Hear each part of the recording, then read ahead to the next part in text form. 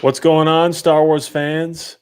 Welcome to Star Wars Jedi Chat on this beautiful Wednesday, July 22nd. I'm not as quick with the videos as Ron is, but Hello there. Yeah, I was gonna say my welcome. brain is programmed to hear that after you say what's going on, Star Wars fan. This is where the fun begins. We're back. We're so back. Yes. It's amazing what a click of a mouse can do. I Thank know. you for everyone joining us. Ron will be in a second. We're having a couple of technical difficulties, but we'll get them sorted out. Mike, how you doing? As always, great to see you. Oh, great to see you. I am doing great. I missed the last stream last week. Went on a little vacation, but we're back and we're talking Star Wars. I honestly missed talking Star Wars. It felt like an itch I had to scratch. So it's good to be back. You mean to tell me on vacation you talked zero Star Wars? Of course I talk Star Wars. I talk Star Wars all day long. Anybody who talks to me will be talking Star Wars. Good point. Good point. We got a nice little group going in the chat. Kyler's here. Jedi Jarvo's here. Welcome. Lane, Dad. Happy anniversary to both my mom and dad in the chat, actually. Oh. Do you have an anniversary hat? There you go. No, but I have that. Max Rebo, he is here as always. Darth Plagueis lives. Welcome. April, welcome. Who else we got? Holly's here. Vegas Jedi's here. I'm sorry sometimes we get the at version. So if I get your names wrong, we just have like the bland username. But IBMAB3809, welcome. Thanks for being here. And Jacob's here. So we got a good squad so far. Unless you've talked about it, I didn't get to your live stream yesterday, Mike, but we got some interesting stuff and news to talk about, and obviously some opinions. Who doesn't love hearing unsolicited opinions from Star Wars fans on a live stream? But of course. How you feeling about it all, Mike? The whole Mando stuff, it's not that surprising to me. Obviously, Din and Grogu, I never really thought that season 4 was going to happen in the first place. I know many people have been holding out hope for that 4th season.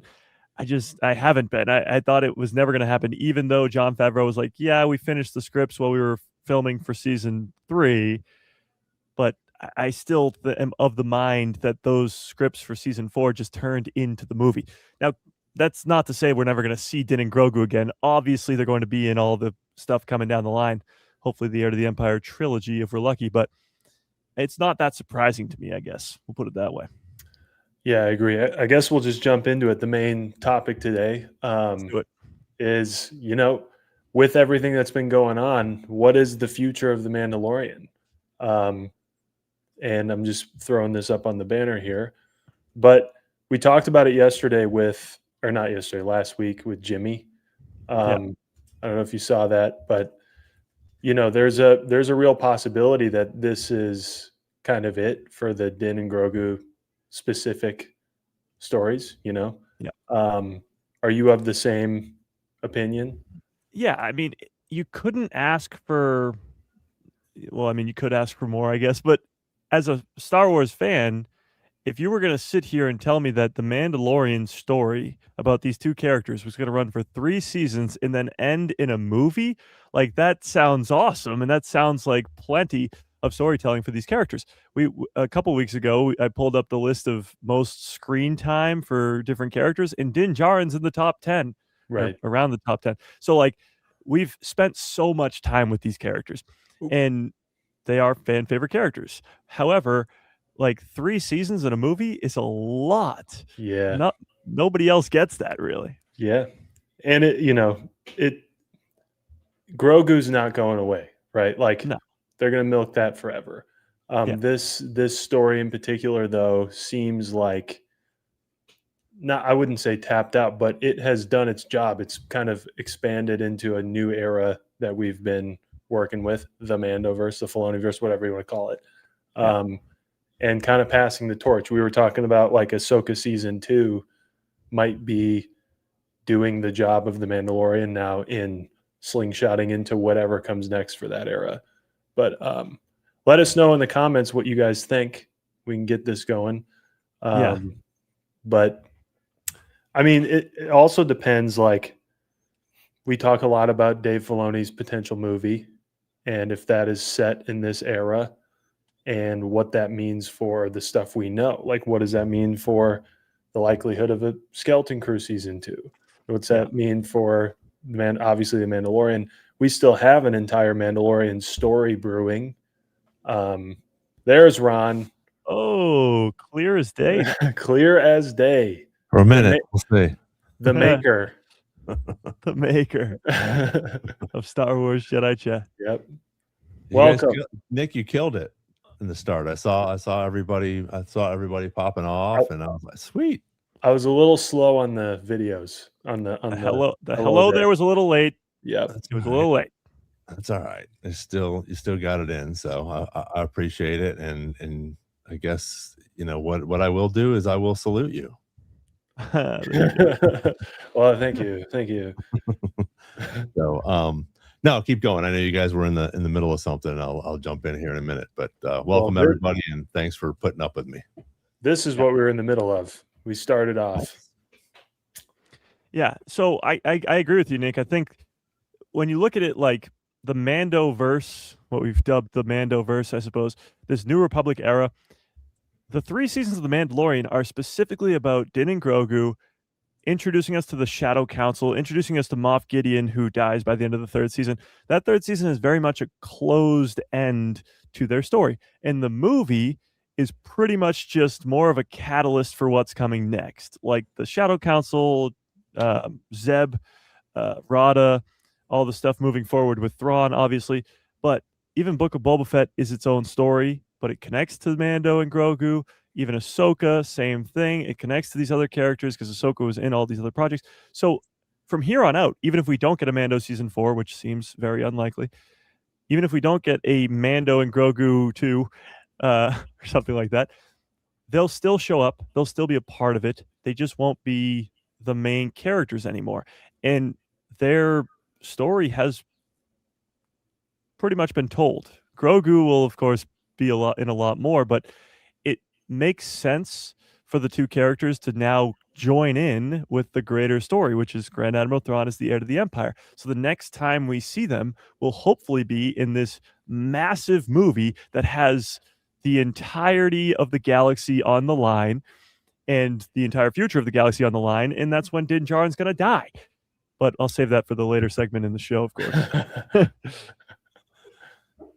Yeah, I think you're right. I think the whole thing with season 4 and the movie and everything coming out, I think it might have got a little jostled up on the whiteboard at some point, but I think with the newer movies coming out now that Dave's hopefully working on, whether it's going to be the trilogy, Heir to the Empire, whatever's going on, I think they haven't run their course, but we know everything we need to know right now about Mandalorian and Grogu.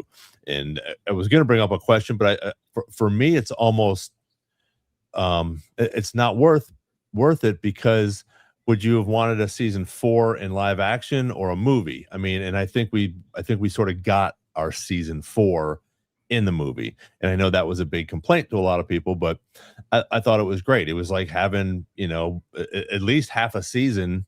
2 hours and 12 minutes or 20 minutes, whatever it was, you got at least 3 episodes out of it. And I think that was good enough for us to, learn a little bit more, see that Grogu is growing up, see that he has, is able to be on his own. Like Mike had mentioned, Din's not going to be around as long as Grogu. So he's going to have to figure out how to be on his own. And I think that movie showed us that. And like Mike said yesterday, Din comes in and just trashes everything. I mean, three AT walkers in the first 15 minutes, all by himself. Yeah. So we have this great action-packed, almost like a superhero. I think Din Djarin is, because he's just such a badass, and he doesn't have any force powers. He's just a bounty hunter that knows how to kick ass, and now he's got his sidekick, which will eventually move into maybe not a main role, but will move into not being a sidekick anymore. And I think as we get into these Dave Filoni movies, that's where we're going to see more of these 2 characters. Yeah. And I think too, like a season 4 of The Mandalorian would kind of feel weird because the 3-season arc is just that. It's an arc. It comes to a close when Moff Gideon dies and the big adversary that they've been fighting for 3 straight seasons is gone. And they reclaimed their home world, a very happy ending, and it literally fades to black. It zooms in on Grogu and fades to black. It is an ending. Season 2 didn't have that. Season 1 didn't have that. Season 3 was very much an ending. So to take that and then go to the movies, which was great, but then to come back to the small screen and do a season 4 would just feel so strange to me. I don't think it would work at all. But still, does not mean we're not going to get any more of these characters. They're going to be involved in everything else that comes. Yeah. And I feel like, there might be evidence there of like for sure getting an heir to the Empire. I mean, that's what we're teeing up anyway, is this big Thrawn's back, we fight about it. But like there are probably more than this, but there are really like 3 things going on with Mando. And it's like him and Grogu's relationship, which Ron, you mentioned, we kind of have seen how that could jump off now that Grogu's kind of like taking care of himself a little bit. All that's taken care of. You have the sort of like heir to the Empire, big galactic battle, New Republic sucks thing, which Ahsoka is kind of taking on instead. That Mando teed up for them, and Ahsoka's now taking that on. And then all you have left is, which is very important, is this entire big Mandalorian story that seems like it has a happy ending, but we also, us nerds out here every Wednesday night want to know, where were they? What happened to them? Where were they 30 years from now? If they're a very formidable piece of the galaxy that should not be ignored in the slightest. And it seemed like with the Mythosaur and all that, we were going to get that story. I don't see that making sense, like you just said, Mike, to just go do another season of The Mandalorian to just wrap that up. But that's really like the one thing left that we haven't covered with these other shows. And if it, turns out that like we get a lot more content in the Mandoverse, we can totally flesh that out. I mean, that will be a part of Heir to the Empire, that the Mandalorians are involved, especially if Din and Grogu come back. But anyway, like I think some of these other shows are kind of taking the the tee up that Mando gave it to create this new universe and whatever we're going to do next. But I could see that being the decision on the movie of like, well, season 4, we'd rather do the Thrawn stuff and Ahsoka and then in the next movie than to make a Mandalorian season again with that plugged in. So I'm cool with it. And then they took the fun adventure and the Din and Grogu stuff and made the movie out of it. You also got to look at it like the Mandoverse is pretty much the Clone Wars, but in live action. Mm-hmm. And like in the Clone Wars, you have arcs where it's Mortis, or you have arcs where it's the underworld with bounty hunters, or you have arcs with Boba Fett, or you have arcs with like Maul on Mandalore, or you even have like droid arcs. It's pretty much that, but live action in individual shows. Like the Mandalorian show is bounty hunter arc in the Clone Wars. Ahsoka is the Mortis arc, and I guess more of the main story. And Skeleton Crew is sort of another arc. Like it's divided up, but it's all one story. It's all the Clone Wars. This is all the Mandoverse. It's all still one story leading to Thrawn and leading to the sequel trilogy eventually. But it's all connected. Ahsoka's crossing over between all these different arcs because she's in Mando and Book of Boba Fett and Ahsoka, obviously. Same with Din and Grogu crossing over between shows. So it's very much interconnected. They're just separated by titles of shows. Like it's all one still continuous story that feeds off of each other because the Shadow Council in season 3 of The Mandalorian has set up everything that's coming with Pelion and Project Necromancer. It pretty much sets up all the way to the sequel trilogy. But that story is season 3 is the end of The Mandalorian, but it still kickstarts us off into the rest of the timeline here. It's just the end of that arc. And it was a good ending to that arc because they reclaimed their home world. There's still a couple loose ends, like you said, with the Mythosaur, but you can see the Mythosaur in the movie. You can see it somewhere else. But Yeah, well, Brandon has this, and I feel that as well. I think it's sad to see the series be over, Yeah. But again, they'll live in our hearts, but they're going to be on Disney Plus for forever and ever, Yeah, So right. that's the cool thing is you can continue to go back, and I sent you guys that picture on Friday night. I watched in literally a day and a half. I watched Skeleton Crew again, just because it's out there, and we're able to watch them, and it's good. And there's little things that I know we all pick up on, and maybe we've talked about it many, many times on this show or Mike's show, but there's so many different things that are so cool that I think we're going to be coming to fruition with some of these characters in this. And if not, definitely this planet with all this, gold or money or whatever you want to call it, it's going to have to be something. They didn't put that series out for nothing. And I think that's what's going to happen. We're able to watch all of these things over and over and over again.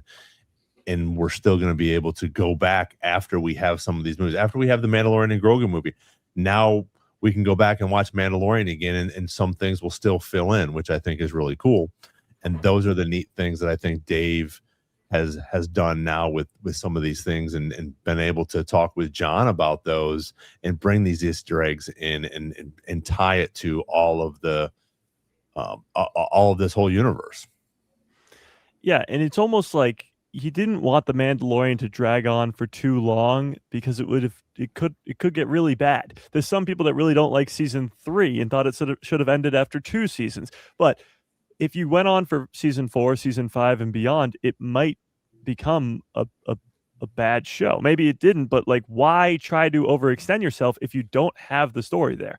It was a very great arc. Season 4 would have had to start a new arc anyway. It would have had to have a new villain. It would have had to have a new everything. So why do that? Just do it in something else. You don't need to. It's like Rebels. Rebels probably could have been 5 seasons or 6 seasons, but it didn't have to. The Bad Batch could have been 4 seasons. It doesn't have to be. I think they planned it out as, well, after season 1 was such a success, they probably planned it out as 2 more seasons, and they were like, let's stick to that instead of trying to extend it just to make more money or whatever. Yeah, no, absolutely. And I think that's the thing that happens. You have so much of a story to tell here still that hasn't. Yeah. And we're going to talk about these books that one's out and one's coming out, but there's just so many things that we get to hear on these, and you're not going to have it all in live action. And some of these things that they're going to have in different stories that you don't have to have Din and Grogu in the whole entire season, in the whole entire movie again. You can have them help out in different parts of a movie or possibly a live action.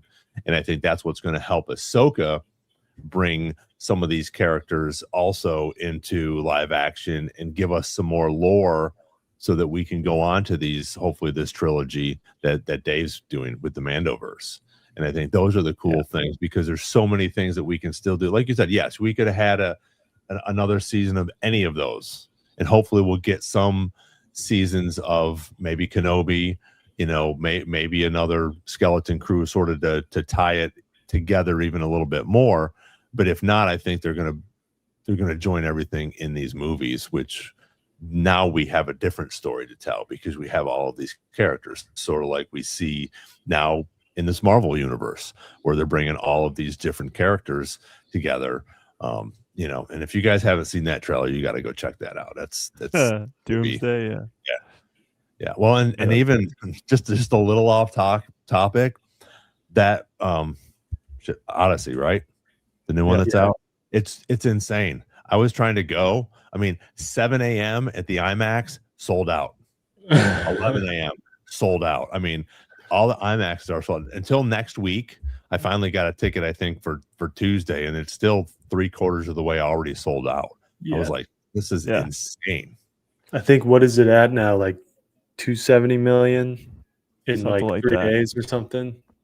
Yeah, Christopher Nolan, you don't mess with that guy, especially when he filmed the entire movie in IMAX. Like, people want to see it in the best possible way. Like, you'll look at an IMAX screening, it's completely sold out. Then you look at a regular format, and people are like, plenty of seats, because people just want to see it the way it's supposed to be seen. Yeah.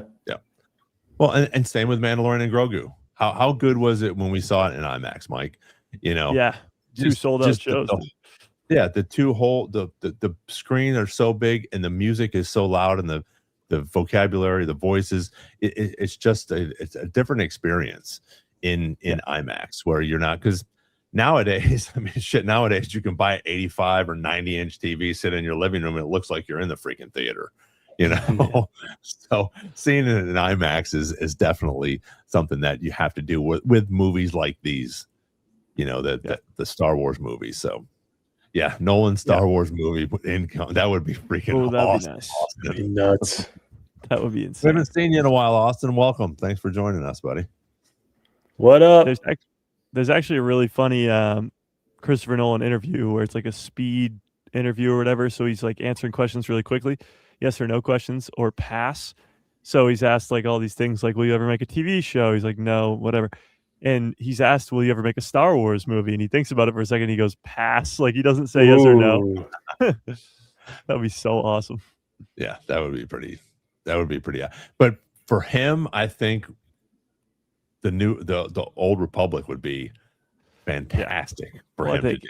Yeah, anything he wants to do, honestly, would be great. But I think just because of the way his style is, I think that would be perfect for him to come into the Star Wars universe and do something like that. If he could do, oh, go ahead. No, I was gonna say he's also the practical effect guy.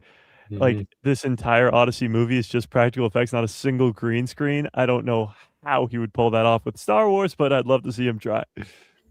He could pull off like the shock of originally playing Knights of the Old Republic and like having the brain blast of Revan at the end. Like he could pull that off. We would maybe know it's there, but like the audiences that come watch a Star Wars movie because Christopher Nolan made it would be like destroyed about it. I mean, it's like, it's like watching the Odyssey. The Odyssey is a very old story, but there's still a lot of people that don't know it that are going to see it and won't know the ending. So it's the same thing. Like, yes, I guess the more crazy Star Wars fans would know the ending, but not everybody would.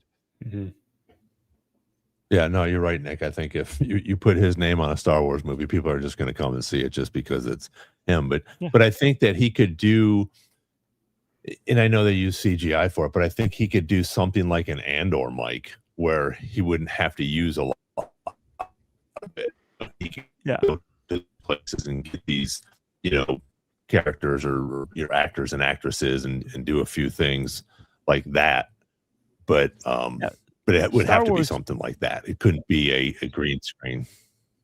Yeah, Star Wars has always, had the practical side of things, and even as technology advances, we still love the practical aliens and puppeteer work, and like we just talked about the Mandalorian, all the stop motion stuff, like that's the coolest stuff. And they went and shot way more on location for the Nal Hutta stuff. They built this massive Nal Hutta set, like that's the stuff that makes it feel more real, I guess, even though it's a galaxy far, far away. Yeah, absolutely. We'll move on a little bit. I did want to go back for a second to the Mandalorian. It also makes it's a connection thing. The Mandalorian story, because we're moving on towards Thrawn and the Heir to the Empire, it set up what's coming next, which is Ahsoka, but it also Thrawn has zero connection to Din and Grogu. None. So it wouldn't make any sense for that to be involved in a Mando season 4 because these characters don't even know each other. They don't even know they exist. So it wouldn't make sense at all. Same thing with like Skeleton Crew. Nobody appears in Skeleton Crew because why would that make sense? These kids are hidden away on this planet that nobody knows about. So it wouldn't make sense to see anybody familiar, and it wouldn't make sense for them to know anybody either. That's why there's a joke in the show about Alderaan and how it blew up and the kids didn't know about it. So it's just a connection thing. In Ahsoka, obviously, the Rebels crew all have a very strong connection to Thrawn, and they've gone against him a lot. So that makes a lot of sense for Thrawn to be in that show. And then it can all come together in a movie where I guess it's not called The Mandalorian because The Mandalorian has no connection at all to the Heir to the Empire. Yeah, absolutely. And those are the things that like you were saying, yeah, we could have possibly seen somebody at that pirate spaceport, and we did. I forget his name, but he's in he's one of the pirates that's in the Mandalorian. Vane. Yeah. Yeah, Vane. we see him, and those are cool little things that tie us to that same Mandoverse, and I think that's why they throw those little things in there.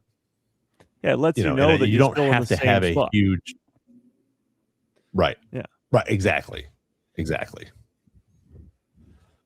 So, anything else on that one? No, I mean, Mandalorian had a great run. Mm-hmm. I mean, time for Din Djarin to die. It did its most important job, which was basically create the live action series route for Lucasfilm. Without the Mandalorian, there is no other live action shows. Yeah, and that's it, I think. And I think that, like we said, it has run its course. There's you could go on and make up stories, and I'm sure other people have, and probably Dave and John have, other stories or seasons that they could do. But I feel that most of this isn't filler stuff. There was a couple little filler seasons here or episodes here and there, but we got meat and potatoes with everything, leading up to the end. And like you said, season 3, it's over. The Mandalorians are all shaking hands again. Everybody's happy in Mandalore, and they're going to go do something with their planet. The big bad guy's gone in this one, and Din and Grogu are on their planet kicking up their feet, and we have the Looney Tunes ending. Yeah. Mm-hmm. Now we get a movie. It was great. I think we still get so much information in this movie for it. Yeah. And that's I guess that's my biggest pet peeve about people that are like, oh, this movie sucked, or didn't have this, or didn't have that. We didn't learn anything, but we did. There's so much that we do learn in this movie. And those are the things that I think are great about it. And now we're done. We figure out, we know that Din's a badass. He's good. And that was part of the story as well, where he talks about, the old take care of the young and the young take care of the old. And we still have a few more, years, I think, with Din, hopefully. But yeah, eventually he will be gone. But this story for the two of them has run out until they meet up with everybody else. And then they'll continue to be in these movies and be I think they'll be a big part of it, especially Grogu will definitely be a big part of it. Yeah. Well, I think of it this way too. Like in The Mandalorian, Din and Grogu, they're not like Luke, Leia, Han. They're not main characters.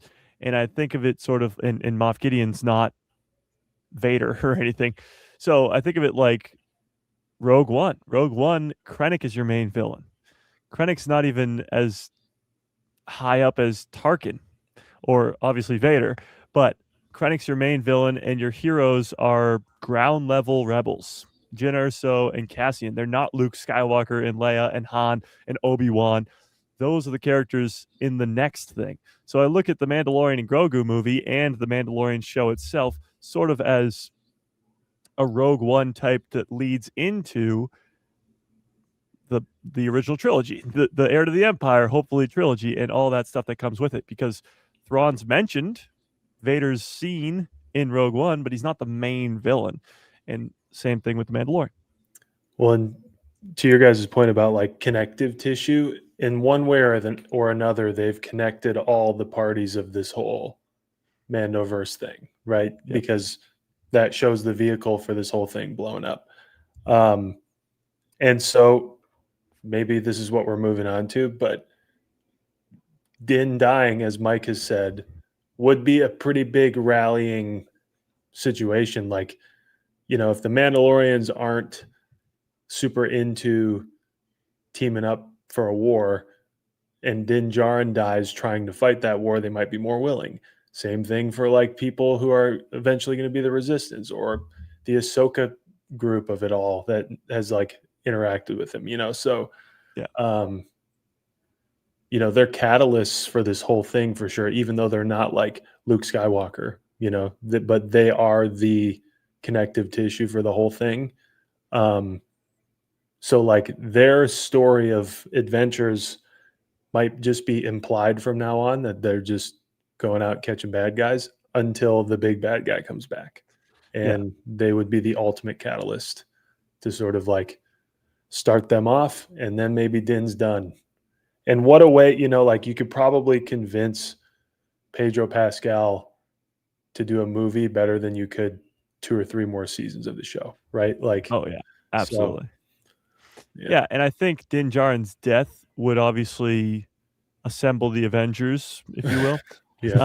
Because the show shows you how connected he is, not just to the other Mandalorians, because they obviously respect him a ton, but what the heck keeps happening here? Whoa. I'll fix it in a second. But also Boba Fett and Fennec Shand, they have a great relationship now. Cobb Vanth, like all these people who are eventually going to be the ones, Ahsoka, who take down Grand Admiral Thrawn, they're all his buddies. Those are all his pals that he made in the 3 seasons of The Mandalorian. And without that added context, without those first 3 seasons, then his death is meaningless. But now you have it be so much more meaningful. And if Thrawn's the one who takes him out too, it makes Thrawn even that much more of a threat. Because to a lot of fans, they don't know who this big blue meanie guy is. They don't know who he is. They don't know what he is. They don't know where he came from. They don't know anything about him. We obviously have a ton of backstory to this character, but to a normie fan, they have no clue. But when that normie fan watches him kill Din Djarin, then they're going to know. They're going to know really quickly that this guy is not to be messed with. Oh, absolutely. And let me fix it. And not because it's more of a, I think with Thrawn, it's more of a knowledge thing. I think he's going to beat them, you know, with the knowledge of war or whatever he's going to do in reference to that, instead of just going and, you know, killing a bunch of people or landing a starship on them like Tarkin did, or, you know, blowing up a planet. I think he's going to have more of a strategic way to go ahead and, you know, be the bad guy in this. I'm going to go back to Austin here, because he has challenged me to what we learned that we didn't know already. Well, I'll pop this up. Yeah. Challenge. Yeah. Well, I think we learned a bunch of things. I think first it's just maybe a little bit, but we learn a little bit more about the Anzellans when they come into this. As little as we know they're droid smiths and can fix things, but for them to be involved in this, I think that now we have a little bit more background on them, and I think that now they're going to be a little bit more of a main character, maybe not a main character, but a regular character in as we move on.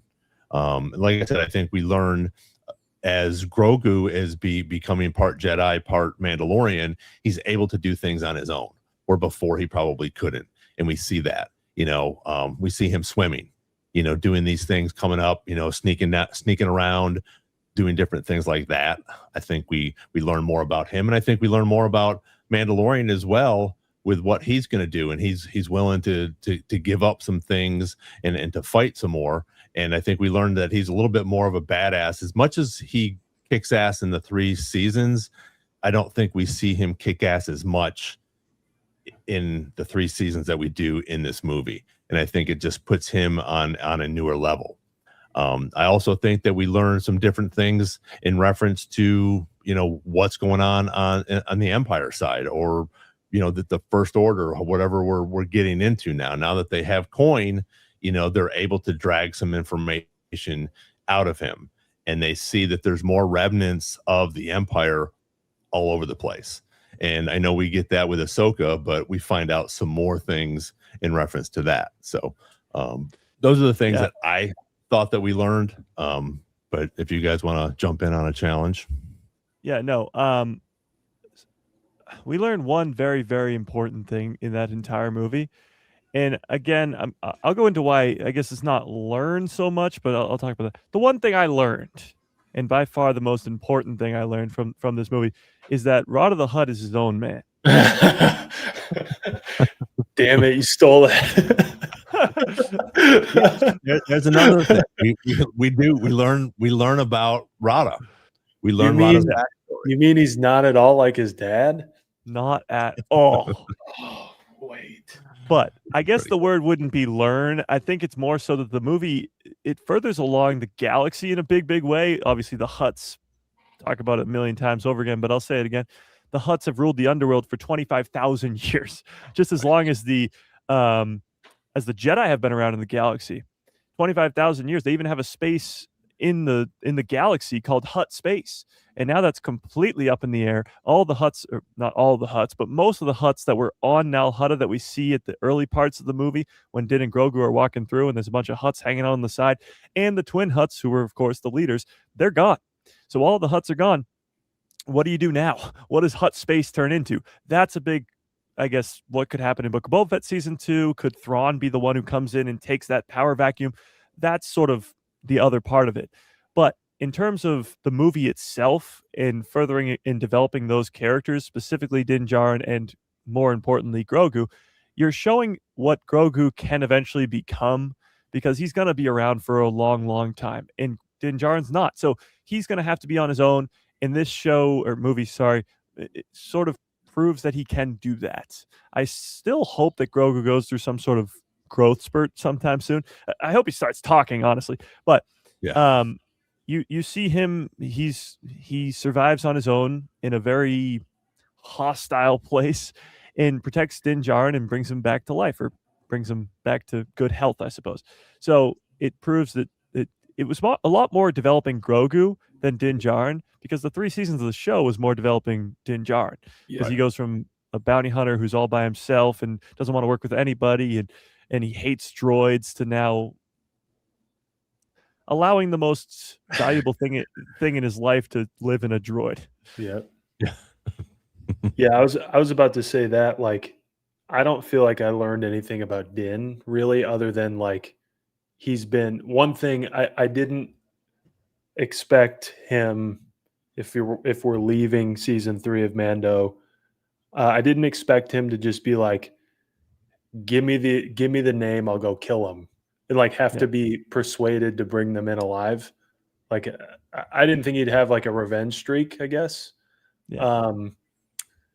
But it's his kid, basically. So I get it. But I think mostly like the thing that the movie has in it that is good to learn is Grogu, like you said. Like, it's not just that he can take care of things, but like he's obviously, when they say in the little opening crawl, apprentice Grogu, like him doing all that stuff in the jungle is like stuff he's been taught by his dad, right? Like these are like Mandalorian survival tactics or whatever, like all these little things he's being like taught constantly.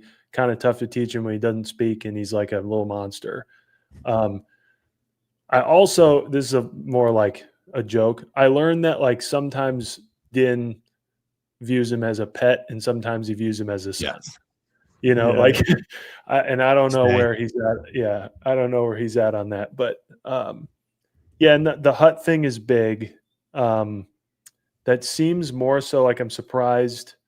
It leads me to believe we probably won't get another Boba Fett, because I would have thought that like the twins thing would have played into Boba Fett a little more. But if we're all coming together, we probably, it's a big deal with the power vacuum for sure. Because wasn't that long ago from that point that Jabba died, which is a huge loss. So, and like you said, his son is his own man, which is a big deal. So yes. Well, I think, but to that point, no, one more thing. I will say, like, where I would agree is that, like, we were all talking about before the movie, like, what are we going to learn in relation to the whole series of The Mandalorian in relation to, like, Heir to the Empire stuff? Nothing. Like, it's for the sake of the movie that we're just in this movie and we enjoy it, and it's their little story. Which kind of a good, like, backward segue to the reason why I just don't think we're getting any more The Mandalorian anymore. Just because I think we handled it. That's the stuff that it could open up is being covered elsewhere, Yeah. So. And it's almost like the events of the movie with the Hutts all dying at the end and all that, it sets up what's coming next, and you kind of needed that because, well, how would Thrawn deal with the Hutts, and what would he do with all that, with the underworld stuff? You need that power vacuum for Thrawn to come in and take it, because he's not going to go straight to Coruscant and take over the New Republic right away, unless he does, which would be crazy. But he doesn't have the resources for that at all. So for him to now have this space to go in and take over and gain an army, and then finally it might lead to what we all know it leads to, the First Order and the sequel trilogy, which would be kind of devastating because the events of The Mandalorian and Grogu might end up leading to the Star Killer base and the destruction of the entire Republic. And we can point back and blame Din Djarin, which would be devastating. But it is very important to what happens with the events moving forward. It's a necessity for what the Outer Rim looks like moving forward here. And I think you could also point to like the people that we deal with in the movie on the New Republic side are the ones who will most likely fight this war and most likely become the resistance. They're not on the same page. We already knew that the Delphi base has got the cool people on it. And it's not like the, really complacent New Republic people. Yeah. But I guess if we're going in that route, we learn in the movie that they also have no idea about what's coming. They're still like grasping at straws, trying to find any and all hope that they can like get information. Don't have any. And partially Din's just killing his way through it. But yeah, I don't know. I hesitate to say that, like, I think in true Star Wars fashion, things that like didn't seem to matter that much when we watched it now might matter because of things they make later that like pull from it. Even if it's not like Rada having a big role, it could be like some other thing about the Hutts, like you said, setting it up, which right now just feels like a cool ending, but could later become a very important thing that we look back and go, man, we couldn't have gone to this place without Mandalorian and Grogu. But right now it's like, cool, we're like done and moving on. So you never really know in Star Wars, And it was developing the relationship between Din and the New Republic, because at the end of season 3, he agrees to work for them on like a case-to-case basis. And that's where we pick up at the beginning of the movie. But by the end of the movie, the New Republic comes to rescue him. And Sigourney Weaver's character, Colonel Ward, even says something at the end like, we protect our own, or something like that. Like she's saying, you're one of us now. Mm-hmm. And that brings Din and Grogu right into the New Republic. So when inevitably the New Republic gets attacked by Thrawn, or Din and Grogu get attacked by Thrawn, now the two are one. So if one's getting attacked, the other will help, and vice versa. So before the movie began, Din and Grogu were working for the New Republic, but just to sort of take out some Imperials, and it wasn't really this big deal. Like they were still doing their own thing. And now they're very much a part of the New Republic, where if they get into trouble, then the New Republic will be there to help. And if the New Republic gets into trouble, then Din and Grogu will be there to help. And I see KG2121's comment. We've all heard, like, some of us agree with this. Like, this is a totally like normal. We walked out of the first showing, all of us, I think, with that opinion. They're like, man, I thought there was going to be more, or I thought, I was kind of disappointed. I think that's even stronger evidence, though, like we said before, that Ahsoka season 2, for example, is going to be pretty dense. Or, the next series or whatever comes after that in the Mandoverse is going to be pretty dense. It's just that maybe the Mandalorian has run its course, and that's okay. It's done its job. Yeah, well, we just, I guess, don't have the what comes next yet. Mm-hmm. And I guess I keep bringing up Rogue One over and over again, but Rogue One, if the original trilogy hadn't existed yet, and Rogue One came out first, then you have, the Emperor. I don't even know if I guess he might be mentioned in Rogue One, but you don't see the Emperor. And Vader's in it for a little bit with the hallway scene, but that's about it. Tarkin's in it briefly, but that's about it. So with the Mandalorian and Grogu, Thrawn is the overarching presence, but he's not there, just like Palpatine in Rogue One. Palpatine doesn't exist.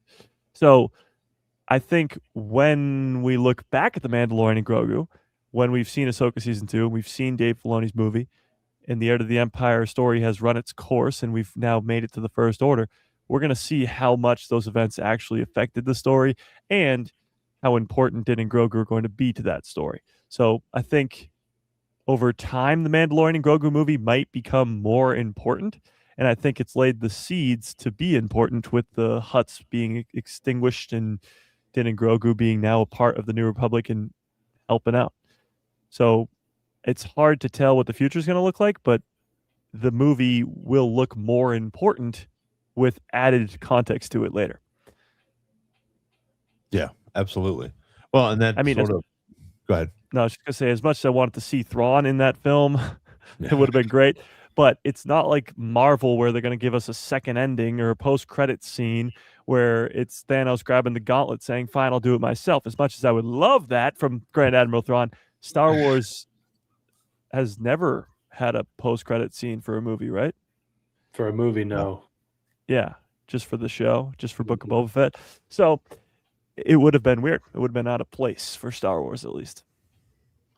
Yeah, well, and I think, and that sort of gets us into the next thing. I think as we go on, like you said, there's things in there that will add up as we go on, and same with the sequels. You know, these two books that are coming out. Well, the one that's already come out, Eyes Like Stars, right? Yeah, Eyes Like Stars is already out, and that's like a year before I think of Force Awakens, and then the new Leia and Rey book is in between which two? Last Jedi, yeah, and Rise of Skywalker. Yeah, Last Jedi and Rise of Skywalker. So those are going to answer some questions for us as well, for considering the sequels. And I think as we get into hopefully these Dave movies, this trilogy, some of those things will fall into these next two movies from Mandalorian and Grogu, because you have two brand new characters along with some of these other brand new characters as well, but two huge characters that are going to come into this, Mandoverse that we have in these movies. And that's what I love about this stuff with Star Wars, is we continue to get stuff, and Dave does like that slow burn. We don't have all the answers right away. And I think that's some of it, I think, is on purpose, and some of it I think is like, oh shit, now we got to explain that. How are we going to explain that? Maybe we'll put a book out to help explain that part, or we'll do a Tales of the Jedi to help explain this a little bit. So I think those are things that most of the time, yes, they've already had those in play and they know how they're going to explain it. But I think some of these books and comics probably come out or come to life when they see, some of the disappointment in people in reference to, okay, why is Luke this hermit? Why does he take his lightsaber after we all think, okay, Luke is like, oh, I mean, he's him and Anakin, he was the main guy for many years until we got the prequels, until we found out more about Anakin. But I mean, Luke was it, and then all of a sudden you have him taking a lightsaber, throwing it, and he's an old hermit and doesn't want to have anything to do with it. It's like, well, wait a minute, okay, just because this little thing happened with you and your nephew, and this, there has to be more to the story. And I think we're going to get more of that as we go along. And there was actually something, and I'm going to go ahead and there's no spoilers, but supposedly this new book with Rey and Leia is going to answer a bunch of different questions, is what I was reading. So so some of the things that it'll explain is how Leia and Rey, or how Leia became Rey's Jedi Master, why Rey trusts and loves Leia so deeply, how Rey repaired the Skywalker lightsaber, which is going to be crazy, how Rey continued her Jedi training, so a lot of these things, what Leia understood about Rey and Ben, what does she know Does she know they have a connection? And if not, I'm guessing we're probably going to learn, a little bit more about that. And then it also says that how Rey began developing her own understanding of the Jedi, because she took, did she take the books before this? Yeah. Yeah. Yep. Okay, so she has them already. Yep. That's what she primarily trains with Leia. Yeah. And then I think this is a big one, is why Rey is more trained and confident at the beginning of episode 9. And that's again, I know a lot of people are, bitch and complain about her whole fight with Kylo, in The Force Awakens. But again, we all know he was hurt, but she still has some powers that she doesn't really even know about, that probably just kick in instinctively.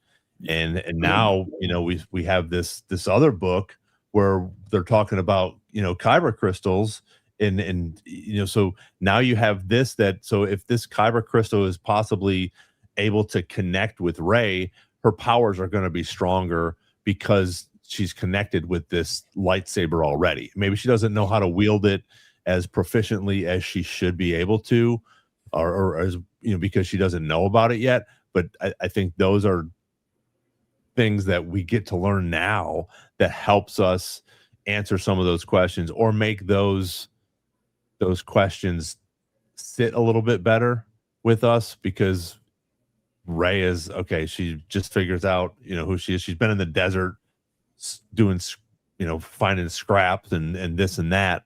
And now all of a sudden she's wielding a lightsaber and takes down Kylo and has all these powers and this, but we're learning more about that. And that's what I love about this slow burn that Dave has, because all of this stuff, as far as I know, has to go through, some sort of Filoni checklist or Disney or Lucas checklist before they start putting these novels out.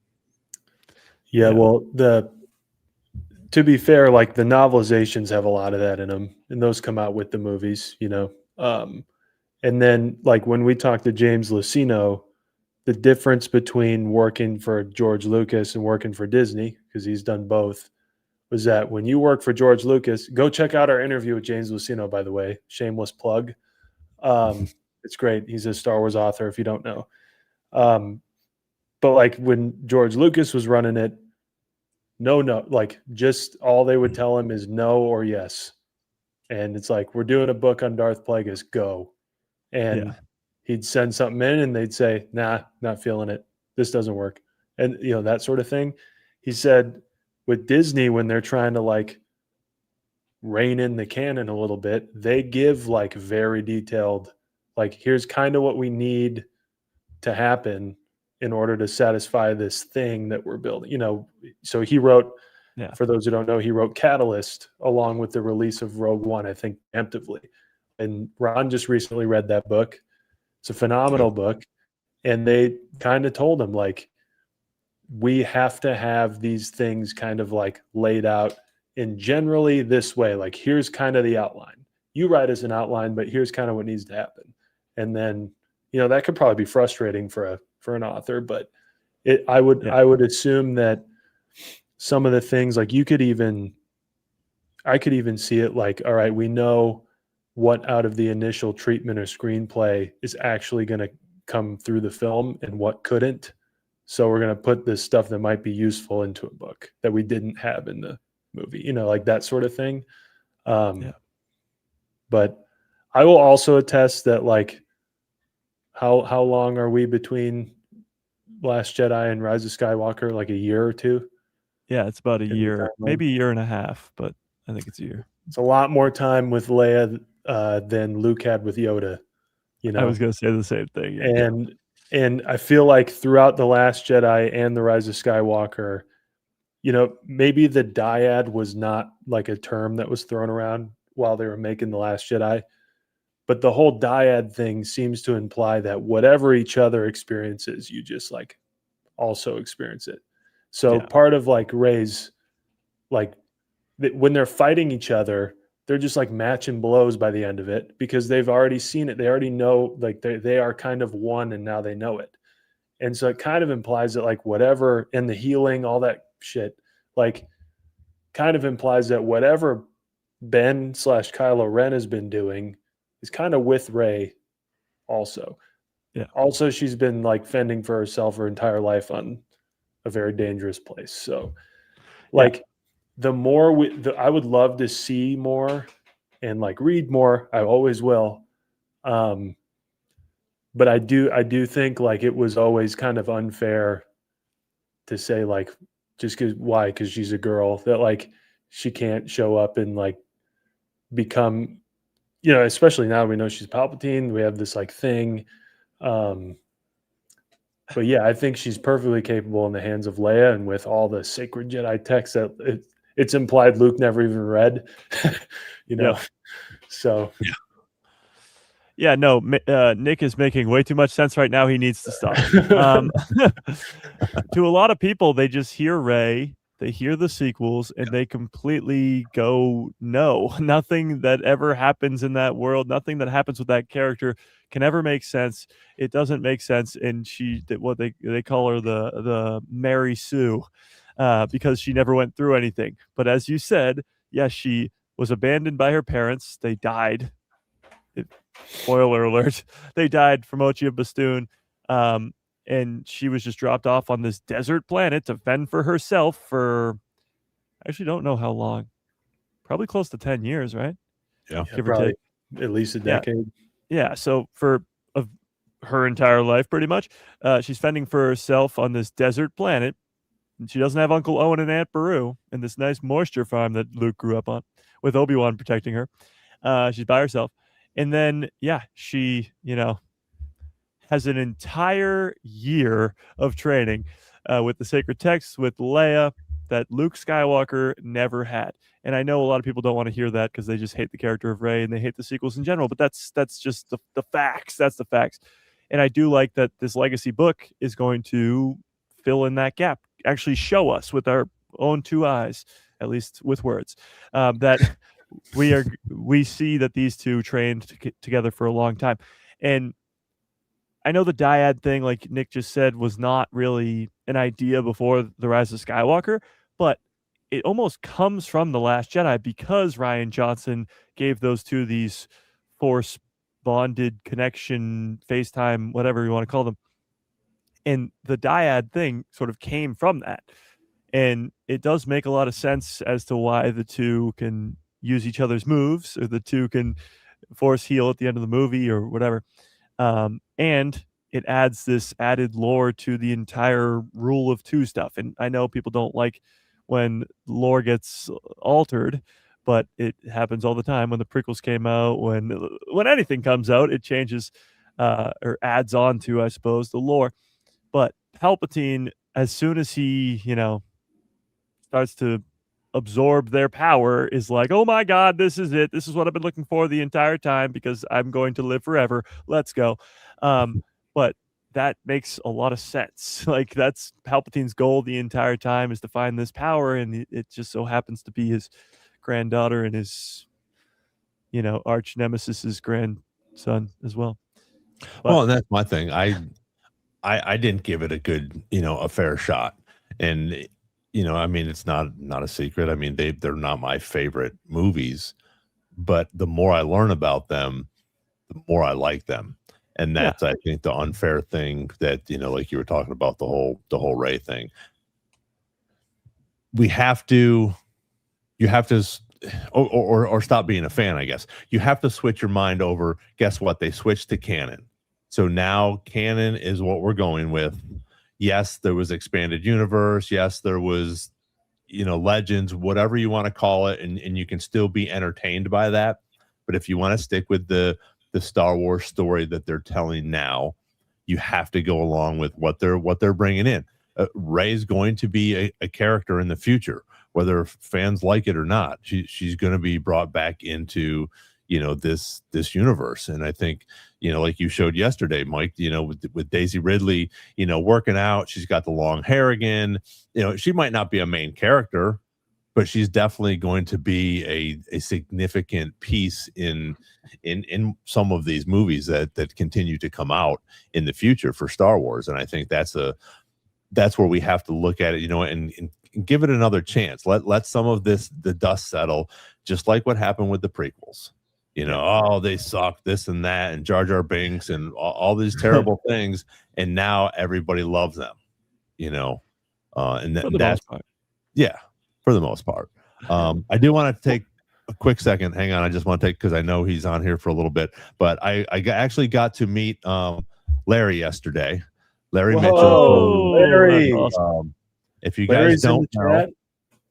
he is in here tonight. He is a Grammy Award. I'm sorry, he was a Grammy Award winning producer, guitar player. I got to watch him. He taught a class, a guitar thing yesterday, which was really cool at one of the universities here. If you guys are into guitars, you got to go check Larry's music out. If you know who Eric Johnson is, I would compare Larry very much like Eric Johnson. Just, he doesn't sing, he plays guitar, and it's freaking amazing. So give Larry a shout out. And he's a huge Star Wars fan, which is awesome. So we were sitting in the cafe just chatting about Star Wars the whole freaking time almost. So awesome. I appreciate you giving me a shout, Larry. We had a great time last night. I got to sit and watch him play, and it was really cool. So back to the chat.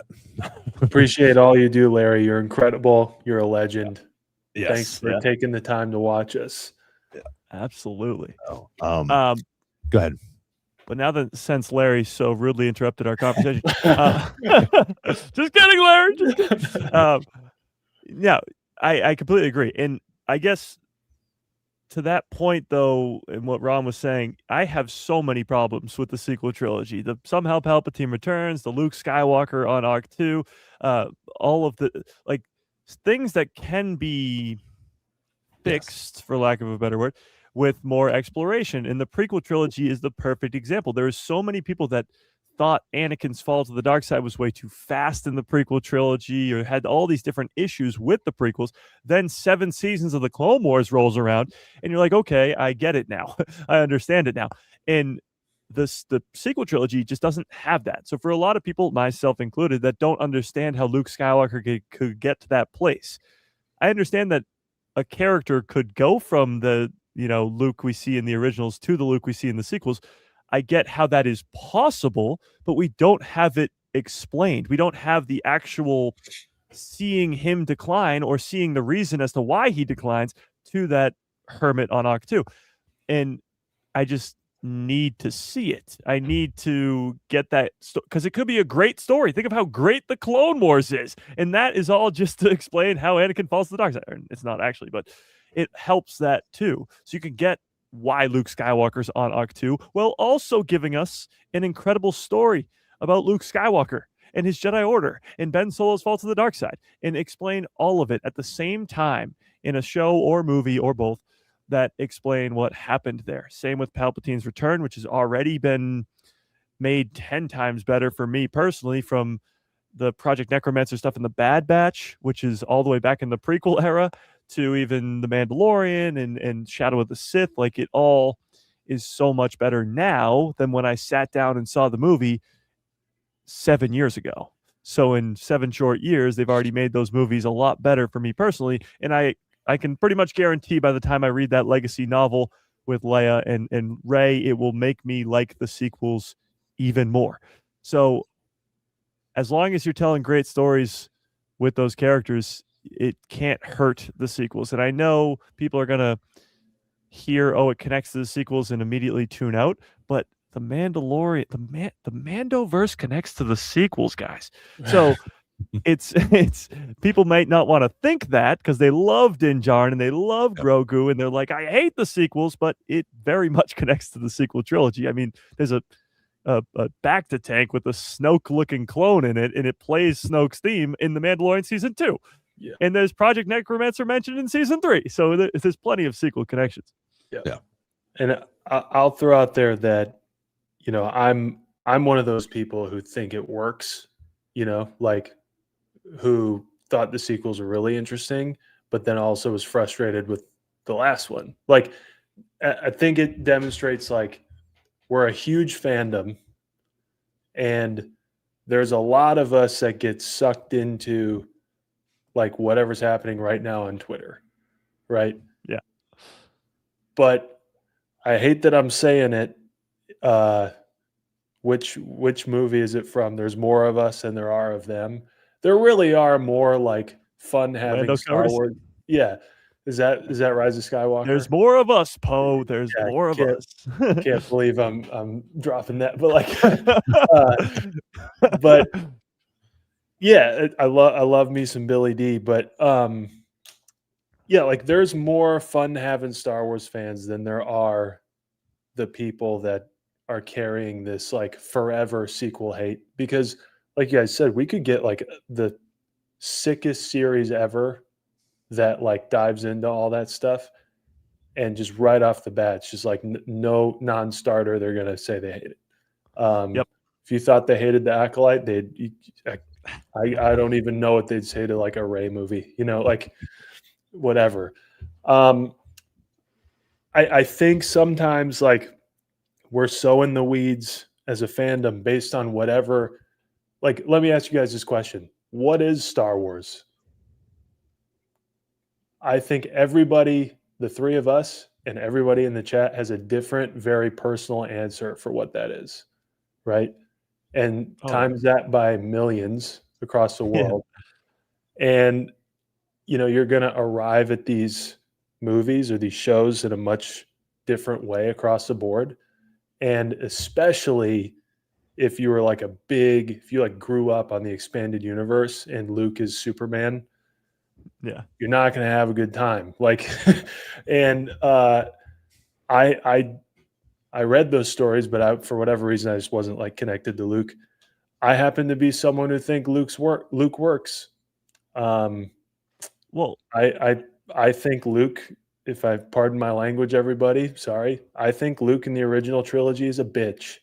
I think he complains all the time. I think if there was ever a Mary Sue in Star Wars, it's Luke in the original trilogy. I think he's impulsive. I think he's just like his dad in many ways, and he finally gets it right at the very end, and like finally stands and like realizes who he is, has some self-actualization, and him and his father, through the love for each other, do the most important thing that's ever happened in Star Wars ever. And that's great. But the reality is, because you do a really awesome thing and have a great time when you're 25 doesn't clear you for the rest of your life. So I get it. Like, I get that that person would become an asshole. You know what I mean? But it was shocking for me to see him throw the lightsaber after 2 years of like speculation on what he was going to do. And none of us called it, So all that to say, like, a Star Wars movie that had a lot riding on it tried to be a human movie and got raked over the coals for it.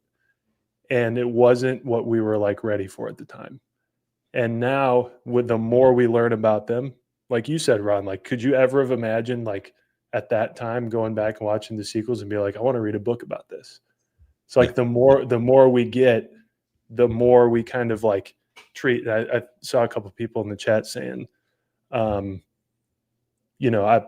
satisfied with it, but I will absolutely take more. And I wish that. I hope that this new Lucasfilm regime stops treating the sequels with like kid gloves and just starts like they are with The Mandalorian. Get closer to it. Starfighter, sandwich it. Like, let's start doing it. Stop being so scared of it just because people got mad. Like, they'll only get better. Like, if we leave them alone, they won't. So. Yeah, I agree too. And I think a lot of the issue with the character of Luke, and like you were just saying with Legends, is people looked up to him as like this great character.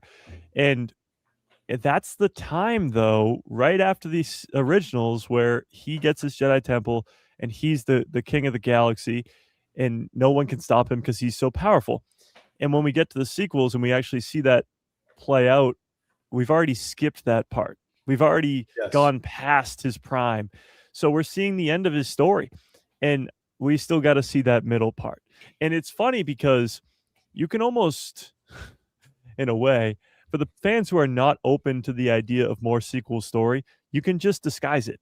You can disguise it. Like, the people who hate the sequels would be very open to a Luke Skywalker Jedi Temple show because Yeah. they would love to see Luke Skywalker.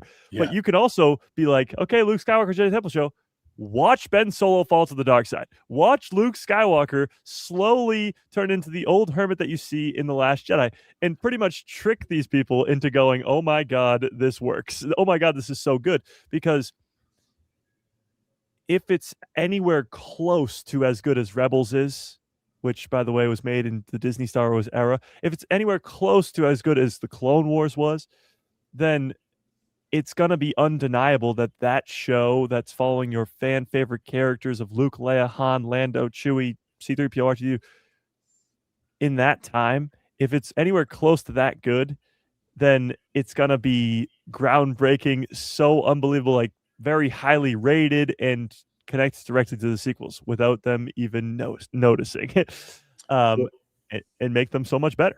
It's also, I feel like I saw a lot of people that I know don't like the sequels really upset that Hunt for Ben Solo didn't happen.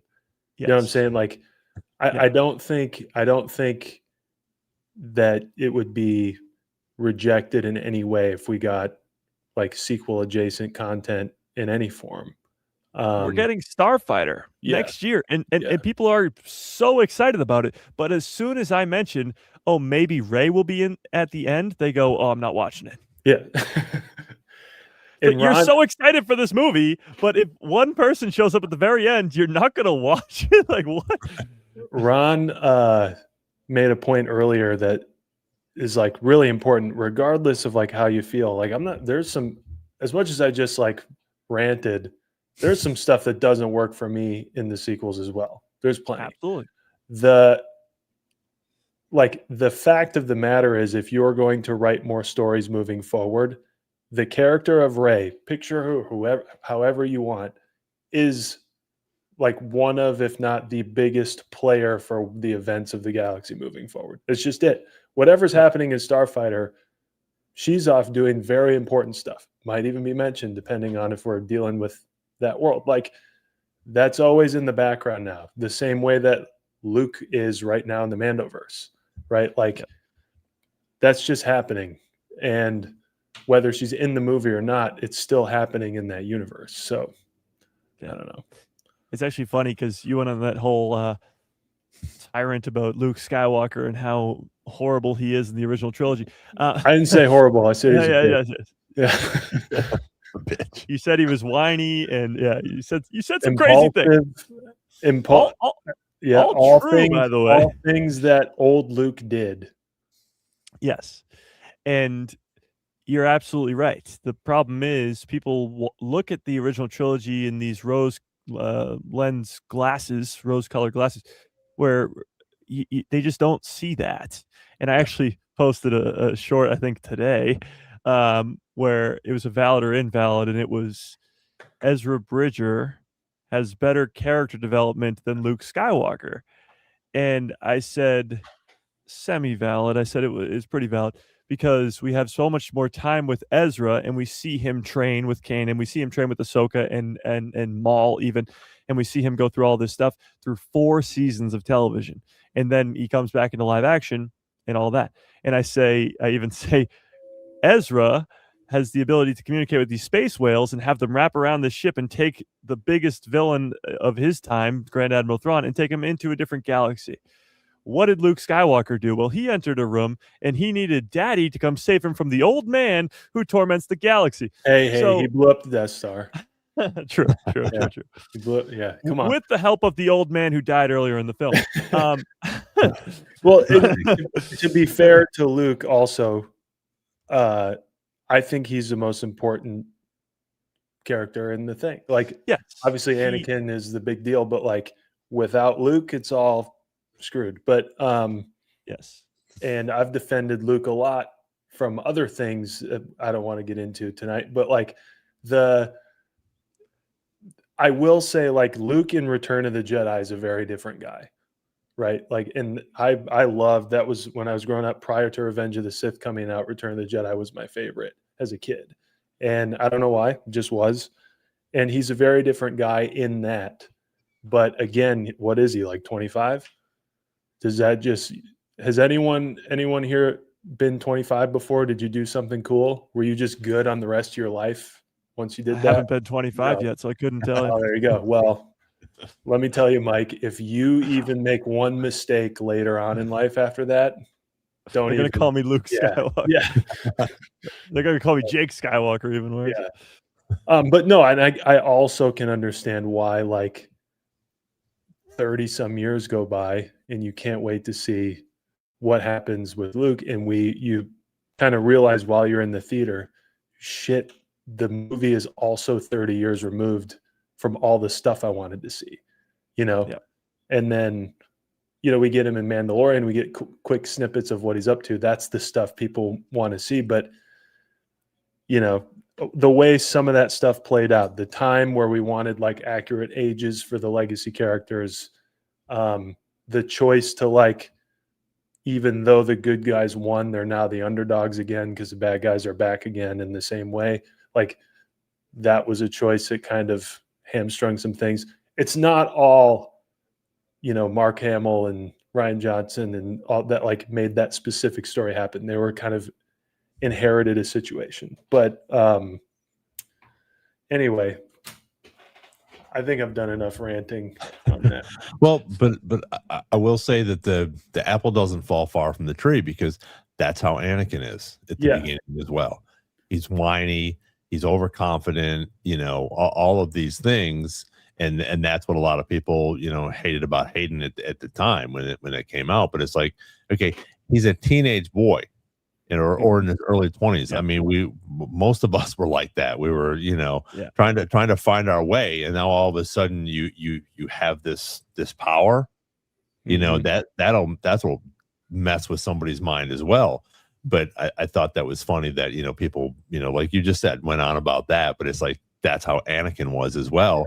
And then we also see Kylo acting like that too, you know, all his little rages of, you know, fits of rage and, you know, things like that he has going on. When he doesn't get his way, he's going to throw a fit, you know. So again, that's how you build these characters up to become the men that they are.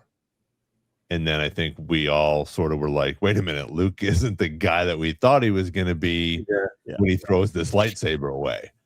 But I think there is, like we've talked about before, I think there is a big story behind it, and hopefully we'll get it, whether it's something like, you know, he had a wife and a child and something happened to them, or other things in that time frame that we don't know about yet, and maybe we'll learn a little bit more about it in Legacy.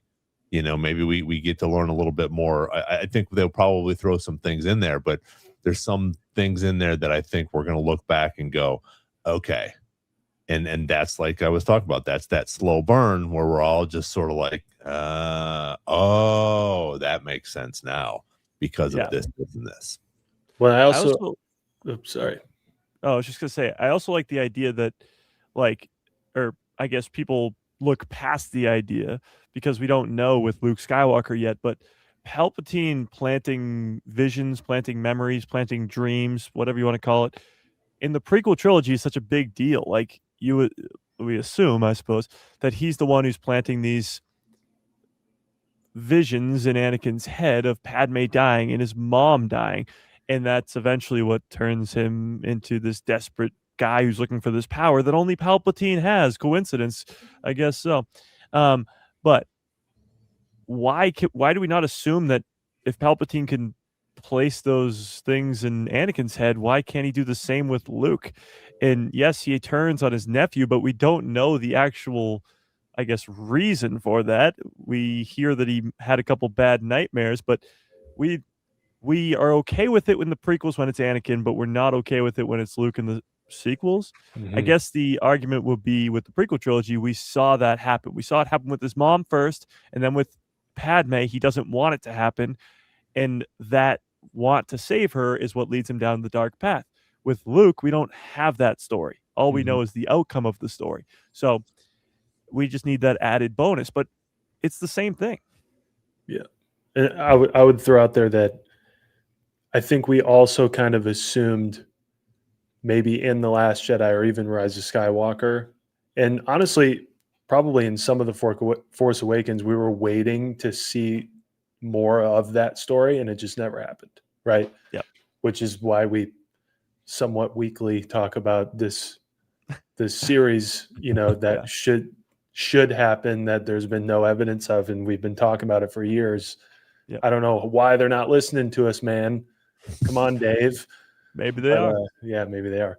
But I mean, I even see it. It's not just us. I see it all over the internet. Like, man, wouldn't a show like Clone Wars style show in that time frame be just like perfect?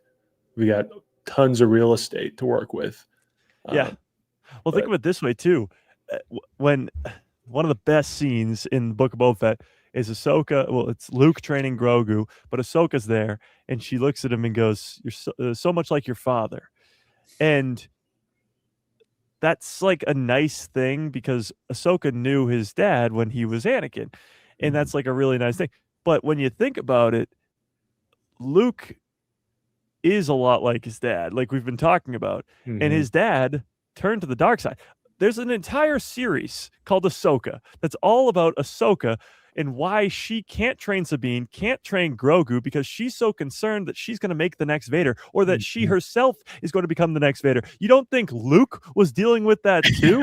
Like, his dad turned into Vader. Why would he not think that he would turn into Vader too? Just like Ahsoka felt. Now, Ahsoka had this entire Ahsoka the White redemption thing with World Between Worlds and this last lesson from Anakin.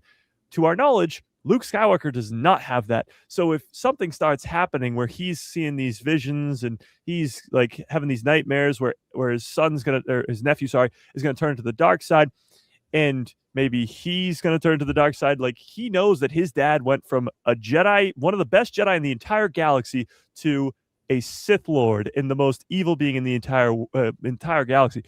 So he, in the back of his head, is probably thinking, I can't let that happen to me. I'm just going to go away.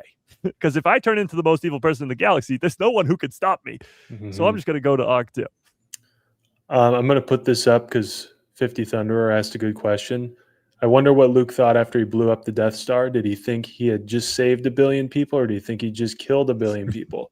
Good news, 50 Thunderer. I believe that's in a comic of some kind. Don't know if it's canon or not, but he struggles with it.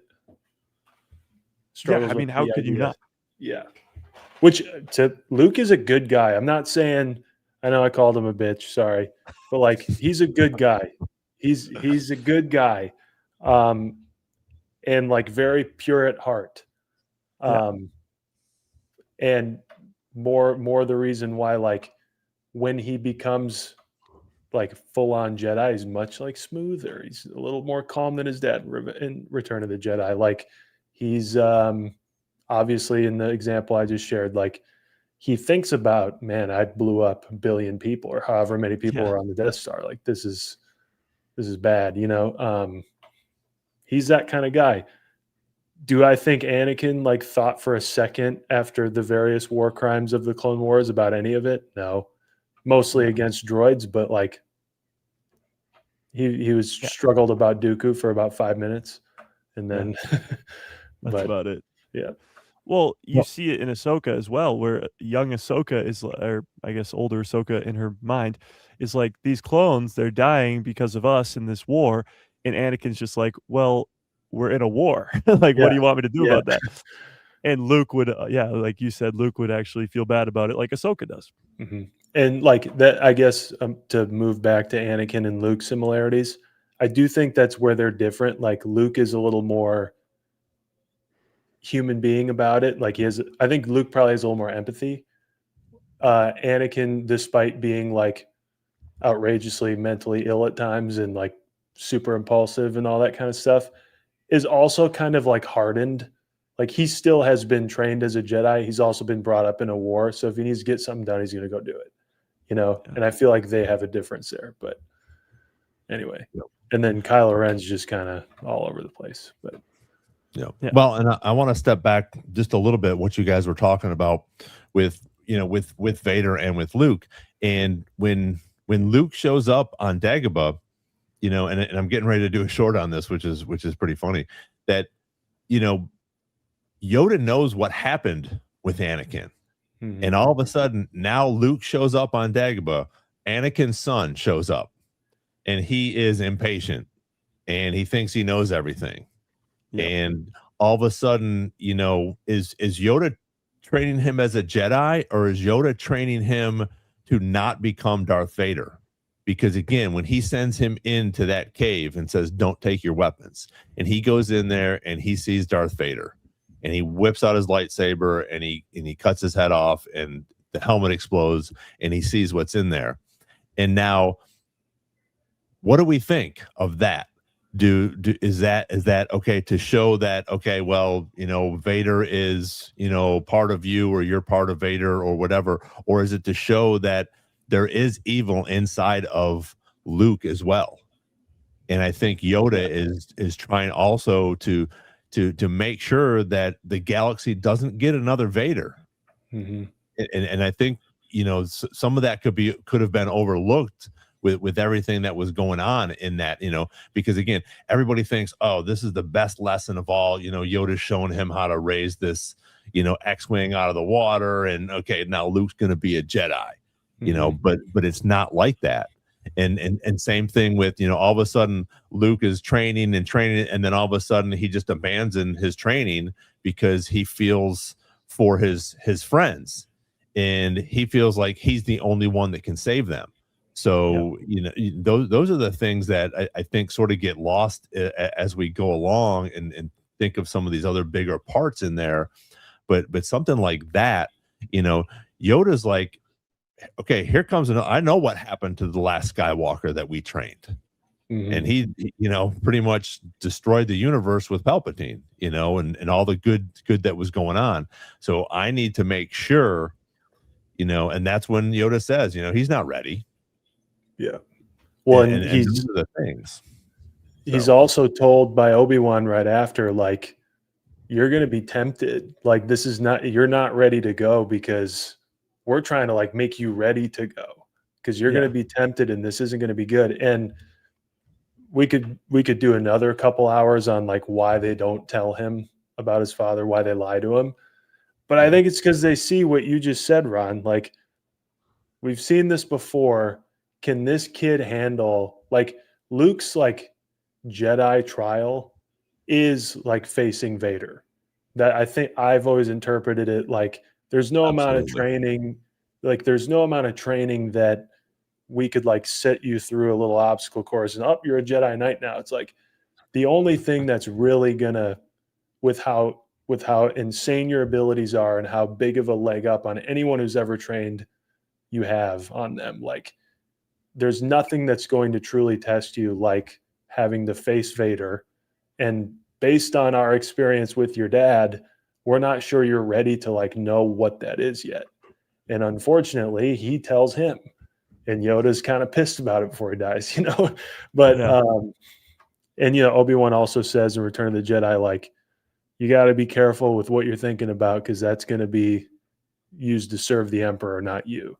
Like, you know, they probably shouldn't have lied to him, but I think it's because, like, if Luke sticks out his training, he's going to be like filled in as he goes to actually have to face that. And like, there's no other test that would actually develop Jedi Knight, Jedi Master, whatever, Luke Skywalker, than having to face not only in combat with Vader, but like face that reality. And unfortunately, he had to do it alone, you know, which sucks. But he came out the other side. So well, and Max brings up a good point too, which you know, did Luke have the hardest Jedi trial ever? I don't know, because we don't know every Jedi's trial. But for Luke to go, and even when he doesn't know that it's his father, but then when he finds out it is, and he has to battle him like that, yes, that I think that is a very hard thing, and probably harder than most, for sure, because now we have good and bad, and either good becomes bad or good kills bad, and that's what he ends up doing. But that, you know, well, I guess he doesn't kill that bad, but Vader ends up killing Palpatine. Well, and then what happens? Oh, Palpatine returns.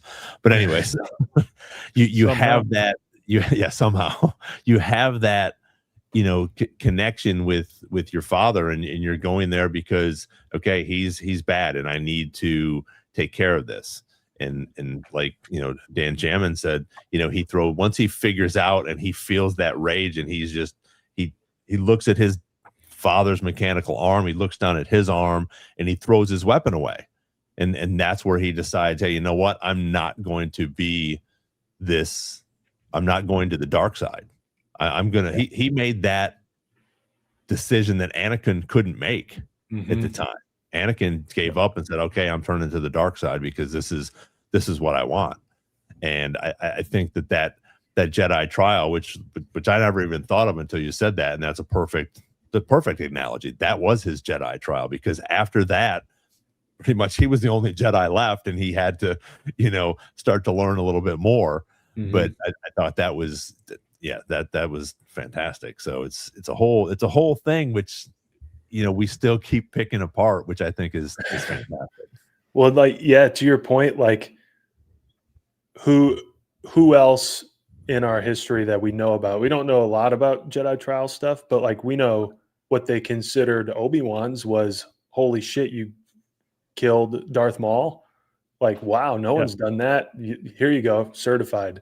And that was hard. Like, I bet that was really hard, but it's not doing it with not like fighting your dad, who you're trying to convince to not be evil, hard, and then refusing to go through with it hard. Yeah. And I don't know what you'd consider, like, that was kind of a gift to Anakin. He got like another shot at that thing, and then he makes the right decision. He's had how many throne room adjacent decisions to make in his life, whether it's, Dooku, Mace Windu, anything else we get from here on out to like add context. And then ultimately see Luke, he finally does it. So, it's pretty heavy if you think about it. But I mean, I think that's kind of like the cave, like you said, Ron, like he's discovering that could be me. But that also might mean there's like good in him, like I'm a part of him too. And the real trial, like there's no, if he lifts an X-Wing out of the water, big whoop, it's not. Yeah. So I saw a clip of a Dave Filoni interview from a couple, I think during Maul actually, and he was talking about Vader, and I suppose just the difference between Anakin and Vader, because in Kenobi he says Anakin's gone, I'm what remains, all that stuff. But as we know, because of the original trilogy, Anakin's always down there somewhere. He's just pushed down by Vader, by the dark side, just pushed down forever. And Dave says, even in that interview, he says whenever he sees a Jedi, when he sees Obi-Wan, when he sees any of the Jedi survivors of Order 66, he's just fueled with complete anger and rage, because that's his past, and he doesn't want to be reminded by it. He doesn't want to bring up the whole Anakin side of him, so he just destroys it. He just thinks one thing, destroy, and kills all the Jedi and all that stuff. The only person who can get to him is his own son, because, well, the whole reason he started this whole damn thing was because of his wife, because she was going to die during childbirth. So the only person who can get to him and bring that Anakin side back out of him is his son. And the only reason that he still turns, because he doesn't for a while, is when his son's being tortured, and in a very similar way of Palpatine going, "I'm so weak, please help me." In a very similar way, he has a decision to make, and this time he makes the right one because he made the wrong one last time. So it's very cool to see the character of, obviously, of Vader, as we're talking about Luke, but of Vader, and how, yes, Vader and Anakin are two very different beings, even though they're the same. But the only person that could bring him back was Luke. So as much as we talk about, it felt like for a little bit there was the crap on Luke segment, but Luke is still very important. He's still obviously the one who saves the galaxy, even though he's not the one who strikes the final blow. He's still the one who saves the galaxy. And I think like that's where his story in the sequels ultimately lands, in that like you know, what would be the most like Force level version of him tossing his lightsaber in Return of the Jedi? Yeah. Passively like saving the day for everybody. If he doesn't do that, they're done, right? So I don't know. I maybe could have gone down differently. Maybe there was more on the table to be had, especially if he was going to come back and rise, which he did. But at the end of the day, like he still like returns to who he was when he did a sick thing at 25, you know, when he did the ultimate thing. The whole reason that this all works out is because him and his sister exist. Yeah. Anyway. Well, and that's my thing. It's funny you guys mentioned that, or Mike, you mentioned it about him, you know, when he sees other Jedi or different things. This is probably one of my favorite pictures, and it's so emotional. Yeah. I mean, just think of this. I mean, as we go through The Force Awakens in or The Phantom Menace, you know, and they're talking about the Maker, and he's in C-3PO, and we all already know who it is. We all know that it's fucking Darth Vader. Yeah. And Well, you know, and it's like, this is crazy because you had this little boy, you know, and we see him grow up and turn into this thing that we already knew who he was, but we get to see this innocent little boy who was a slave and, you know, goes through all of this shit, and then, you know, everything gets turned around and he turns into this bad guy. And then when you see something like this, it just brings me back to be like, this, what a freaking complete circle that comes around when he's just what we can all imagine in our own mind what he's thinking at that time, you know, or what he's not thinking, because he's like, you know, what am I now? What has gone on in the last 15 years or whatever, when he was young Anakin to now he's Darth Vader and he has C-3PO in his hand, you know, like that. And because it was tougher times, but it was simpler times back then, you know, when he was a kid and he was making, you know, when he was racing pod, you know, and he was building things like C-3PO and fixing things. So I just thought it was neat when you mentioned that, you know, he thinks about these things, and that's one of my favorite. When I first saw that, it was very emotional for me, because I was just like, this is such a complete circle for him. Yeah, and like you said, you got to imagine what he's thinking about right there, because when he sees C-3PO, obviously he made C-3PO when he was a kid, and it would remind him of his mom and all that. But after that, C-3PO kind of becomes Padme's droid in R2 with Anakin. So that just seeing that droid is going to make him think of his wife. And we've seen now through comics and video games and all this stuff how he has tried to bring Padme back to life, or he's had all these interactions where he's talked to sort of ghosts of his wife, or visions in his own head or whatever. Like, he's still thinking of Padme all the time, because that was the reason for all this. That was his purpose of turning to the dark side, was to save her, and he failed. So seeing C-3PO, who eventually turned into Padme's droid, for lack of, you know, Padme's droid, would be pretty emotional for the guy, for sure. Yeah. I had always thought, like, you know, probably necessary that C-3PO's memories wiped, right? Yep. But absolutely. Regardless, like, given the context of the prequels, you have C-3PO, who's made by Luke's dad, doesn't know it, and has like made his way through all the good guys, right? Like serving them, whatever, ends up with Luke. Force manifest destiny. Then you have R2-D2, who is a Naboo astromech droid. Yeah.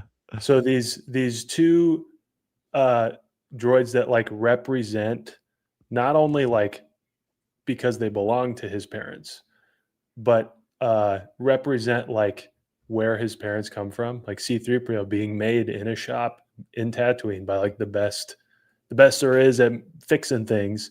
And then like what R2-D2 represents is the whole thing that Padme was, like Naboo, like Liberty, all this stuff that's now gone from, like, you know, any sort of zeitgeist in their universe, like, and they're like representations of his parents and what they represented before, and they're the ones who find him and start his journey.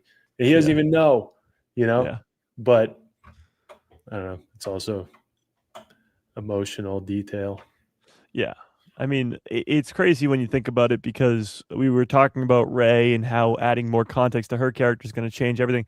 But we're talking about it like when the original trilogy was first created, none of what we were just talking about really existed at all. Like that, those connections to, well, obviously Vader, even Padme didn't exist as a character to us, at least.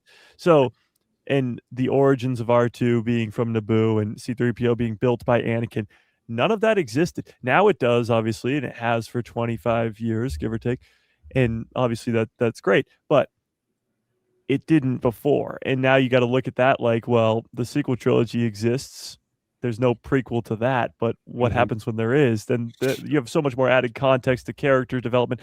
Like when you look at something like that, and it feels so meaningful, but that's because the prequels exist and because you know the connection there. With the sequel trilogy, if there was ever a frame where, I don't know, like Kylo Ren is doing that with some droid or anything, I guess, it wouldn't make any sense unless you had a prequel to it where there's a connection to those two characters.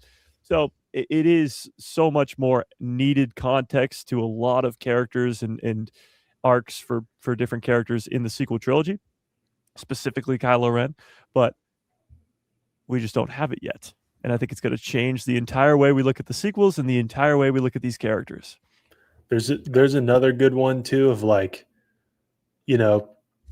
Alec Guinness definitely delivers a little bit of like humor, right? But Ewan McGregor and James Arnold Taylor's Obi-Wan has that like snarky humor to it, and given all those details, like now, there are comics, there are like novels that kind of like brush on this, but the whole like him and R2 meeting up and him being like, I don't remember ever owning a droid. Yeah, he's like saying it to him like an ass instead of, what originally was like, okay, what am I supposed to do with this?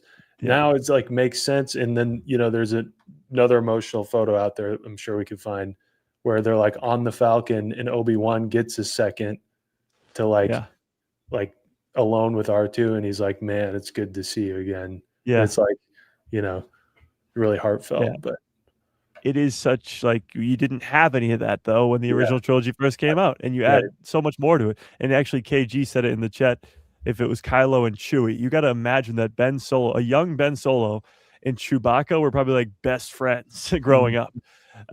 And to have that, obviously it would make just seeing that, first of all, a young Ben Solo hanging out with Chewie, sort of like Uncle Chewie or whatever. They have this nice relationship. It would mean so much more in the sequel trilogy, but I guess the specific scene would be when they think they killed Chewie. Like when Rey uses the Force lightning and thinks she killed Chewie. It would mean so much more to Kylo, who's on the other side of that, because he would feel that sort of same thing in his heart, even though it's not really seen on the screen. Same thing with Vader and all those other scenes. There's like a fan-made comic strip from The Force Awakens, like after Kylo Ren kills his father and Chewie shoots him. But in this fan-made comic strip, Chewie's got his sights for like a headshot and then like thinks of Ben as a kid and then like comes down to his hip and shoots. That's awesome. Yeah. That's crazy. Yeah. Because again, he's thinking, my best friend who he just killed, but would not want me to kill him. Yes. To kill his son, whether he's a bad MF or not. Okay. Yeah. I want to kill him right now, but I remember him. I remember my best friend and I'm not going to kill his son. Wow. That's pretty awesome too. Yeah. I'll have to find that one and put it in the chat. Yeah. Yeah. That's pretty crazy.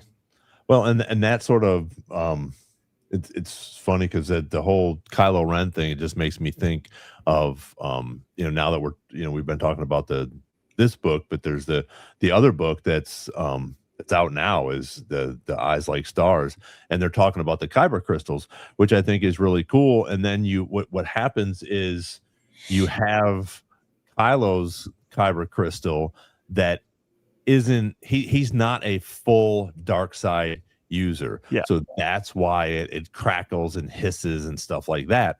And that's the cool thing, I think, when we see these things, because Kylo wasn't a full dark side. He wasn't, he acted like it. He was trying to be, but he wasn't, and Snoke calls him out on it, you know, as we see in the movies. But I think that's really cool, because you're breaking these characters or these bad guys down into human beings in what their past was. And there's the villains don't think they're villains. The villains don't think they're bad guys, because they're doing what they think is right. Yeah. And so so go ahead. His lightsaber is like a reflection of his personality. Like he cracks his Kyber crystal trying to bleed it, because he's such a good guy that even him trying to be evil and murdering people isn't working. Yeah. And the irony of, for everyone who's excited about Hunt for Ben Solo, I wish I kept receipts on how many people hated Kylo Ren right away, because that was the most like overlooked criticism ever, for the oh, he's just a wannabe Vader. Yep. That's the idea. That's the point. Like he can't do it. And the Kyber crystals, like that's why he has the, he's a big fan of history or whatever and has the cross thing, but his lightsaber has to have exhaust, because the crystal's out of control. Like he can't, and it freaking sparks and it's on fire basically. But that's the difference between the two characters though. Like Vader is sitting there going, Anakin's gone, I've destroyed him, I'm what remains. But Kylo is like, grandfather, I feel the pull to the light, remind me again. Like, and now with the added context of Rise of Skywalker, we know that was Palpatine talking to him. I have been every voice you've ever heard. So when Snoke is talking to him, when he hears Darth Vader in his head, it's just Palpatine the entire time, which makes sense. But needs constant convincing that he's a bad guy. He needs constant convincing of I'm not a good guy. And his lightsaber shows that. He couldn't even bleed the Kyber crystal correctly because he's not a bad guy. And that's why his turn back to the light is so much easier, I guess, than even Vader's was. Yes, Kylo does some bad things and kills a lot of people, absolutely, but it's nowhere close to the level of Vader, and he's nowhere close to the level of fully turned as Vader ends up being too. Because in the second movie, he kills his own master because he's like, "Let's let the past die." Yeah, I'm not a bad guy, but I'm not a great guy. He's like, well, for you, Ray, for you, I'll be anything, right? Yeah, He's like, exactly. But then, I also think, like, if we're allowed to add to like what Dave Filoni has to say about Vader, anything that was allowed for Anakin Skywalker to rise to the surface was like negative stuff. So like Darth Vader was also, especially if you read some of the like in between movies Vader stuff, very much a self-loathing, like hates himself. Yeah. And I feel like that wouldn't be Vader. That would be like what of Anakin Vader allows to exist. Yeah. Like Anakin hates himself for it. We're going to let that come out because that feeds the Vader thing. But, and so I think because of that, he's like, yeah, I am the worst. And you know what? You can't stop me. It's also why too, and obviously there's no Sith master anyway, but that's why even in name, he's not a Sith Lord. Like he's never fully got there, even with his name. Phew. That went in a whole different way than I thought it was, but that was pretty cool because we hit all the major points. Yeah, well, and we hit all the movies, from almost 50 years ago to the sequels and the prequels, and which I think is great, because again, we're talking about this 50 years later almost. And there's things that are tying into it from when did whatever when Mandalorian came out. I mean, it's just crazy how all of this stuff ties together, and we're able to talk about it. But I think once we get involved in these, which I saw tonight, I think once we get involved in these movies and start looking into it, we all, even everybody in the chat as well, everybody's emotions get up a little bit more, and we start talking about these things, which is really cool when we get into this lore and the stuff that George started out with. And like you said, Mike, a lot of these things that we have emotions for weren't even around, especially for me in the original movies, and that's what helps me to continue to love Star Wars, to see and learn about how C-3PO was put together and by who, and then see that transformation that I know is already coming, but then to see a picture like that to bring that emotion back. And it's the same with, I'm going to go right up to the second thing that we got this year, but Maul. Look at Maul. It's the same type of thing with the bad guy. Is he a bad guy? Yeah, but we get to see a little bit more of his humanity, I guess you'd call it, in this, and see why he is the way he is and what happened to him when he was younger. And those are the cool things that we get to continue to learn about some of these characters that, like you said, Mike, Maul wasn't even a thought back in the OG days. It wasn't until later, and then we get to see this, and then we forgot about him for a while, and then they bring him back, and now he's really back in the thick of things, and we're getting a deeper look into his past and his emotions and his psyche, which is cool, which we've done with so many other characters in this universe. Well, yes, and you just said we're talking about a 50-year-old movie. The difference of there's a million and one things that are way different now when you watch A New Hope than when you watched A New Hope in 1977. Like, it's almost it's the same exact movie, but the context behind all the characters, every single one, is completely different, because all this added information of the prequels and all the stories that came before and after. So when you're watching that movie, you're going, Luke ends up there, Vader was once there. Like, you have all this information that you can't remove from your brain. So the way you watch A New Hope coming up in its 50th anniversary next year when it's in theaters versus when you watched it 50 years before in 1977 is going to be completely different. Absolutely completely different movie. The frames are the same, but all the information is completely different. The name's even different. That's true. So I guess all that to say, the sequel trilogy in 50 years, but in less than that, is going to look completely different, because you're going to have so much more added context to every single character. Yeah. Now, 50 Thunder, you're exactly right. This live stream caught me by surprise. I didn't expect to spend the last couple hours doing this. Surprised to be sure, but a welcome one. Yes, exactly. So we're almost at 2 hours. So yeah, like you said, Nick, I mean, we could continue to talk about more of this stuff all night. Yeah, exactly. And Mike's got 2 hours to talk about it tomorrow and Saturday. So I know you guys all know about this, but make sure you check out Mike Tuesdays, Thursdays, and Saturdays. A guy who loves Star Wars. He goes live, and then all week long he's dropping shorts, and he's dropping verses, and he's dropping a whole bunch of freaking awesome things. So if you haven't seen the new ones that he's doing, they're really cool. I suggest that if you're just catching up, go back and find some of the ones that you haven't seen that him and Sam are doing, which are really cool. Yeah.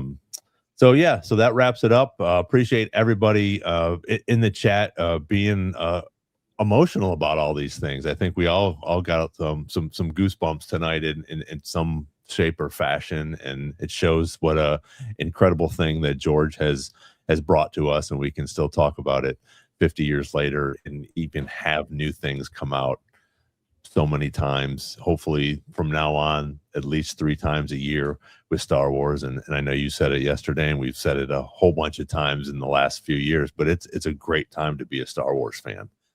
So thanks everybody for being here. Next Wednesday, we will be back again. Hopefully Derek will be here with us.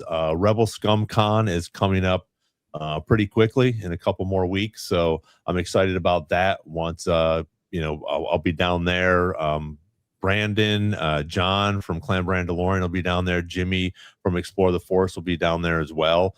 So hopefully we'll have some cool videos and stuff like that to show you guys, and hopefully some quick interviews with a bunch of the guests that are down there, because it's a Star Wars con, which is pretty cool. So, but besides that, thanks everybody for being here again this week and talking Star Wars with us.